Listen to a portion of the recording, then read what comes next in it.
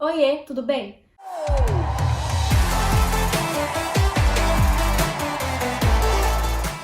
Antes de começar esse vídeo, eu quero te pedir, deixe o seu like, compartilhe com o máximo de pessoas que você conseguir e se não é inscrito, já se inscreve no canal. Cá estou eu novamente para contar para vocês mais de uma história da Bíblia, que se encontra em Lucas, capítulo 24, a partir do verso 13, que vai falar sobre Emaús. E a Bíblia relata que dois discípulos estavam a caminho de Emaús, comentando um com o outro os últimos acontecimentos. E eles encontram Jesus, e Jesus vai de encontro com eles e pergunta o que tanto afeta eles, que está deixando ele tão triste assim. E eles começam a contar os últimos acontecimentos, explicando que Jesus tinha sido crucificado e que eles acreditavam que ele era o Messias. E aí Jesus olha para eles e fala: nossa, como vocês demoram para entender as coisas, né? E Jesus começa a explicar que tudo isso que aconteceu era necessário para o cumprimento de uma promessa. E papo vai, papo vem, chegando mais perto da aldeia de Emaús, os discípulos convidam Jesus para entrar com eles. E Jesus aceita, e a Bíblia relata que ao partir do pão, os olhos dos discípulos são abertos e eles conseguem entender que aquele era o Jesus, que ele tinha ressuscitado, que era o Messias. Porém, nesse momento, Jesus desaparece. E um pergunta pro outro: nossa, você também sentiu seu coração queimar enquanto ele falava no caminho? E então eles correm para Jerusalém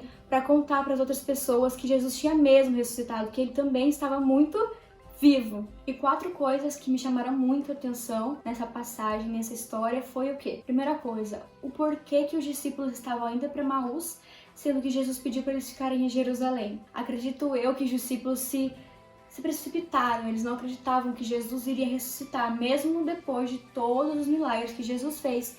Então eles se desviaram do caminho e foram para Emaús. E às vezes eu e você é a mesma coisa, Jesus fez tanto por nós e a gente ainda assim não acredita e se desvia do caminho dele. Vai acabando indo para um caminho onde a promessa não vai se cumprir. A gente não acredita que Jesus pode fazer milagres por nós. A segunda coisa é, o porquê que os discípulos não reconheceram Jesus naquela hora. Porque tudo tem um tempo certo, tudo tem um propósito.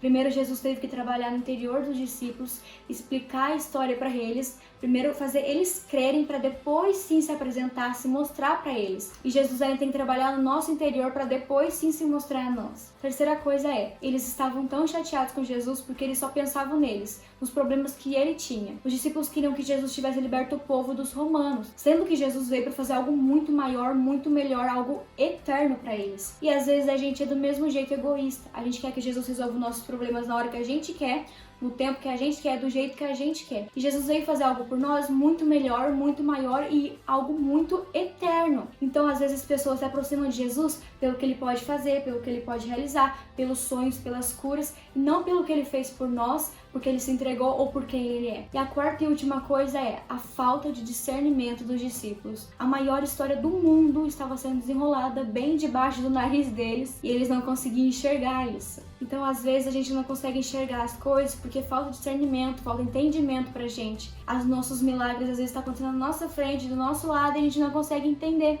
Bom, como eu disse antes, só no final da história, ao partir do pão, que os discípulos reconhecem Jesus. E um pergunta pro outro: nossa, você também sentiu seu coração queimar quando ele falava? O que significa isso? Significa que mesmo quando nós não reconhecemos Jesus, só de ouvir o nome dele, só de ouvir a palavra dele, de ouvir um louvor, é como se fosse uma espada e um fogo no nosso coração.